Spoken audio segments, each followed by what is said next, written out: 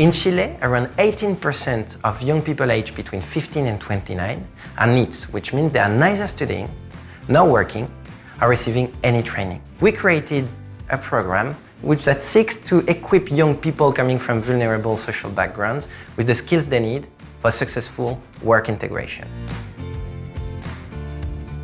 Our objective is to recruit a more diverse range of talents, offering opportunities to young people coming from vulnerable social backgrounds and to those with lower access to universities. We believe this is a key approach for our diversity and inclusion strategy, fostering richer teams with different backgrounds, which can help us to fulfill our beautiful missions and therefore driving our business forward. 1.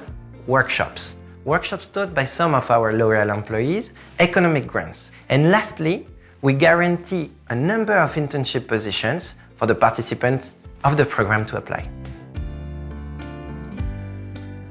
We began our pilots with 8 students, and in 3 years, we reached more than 145.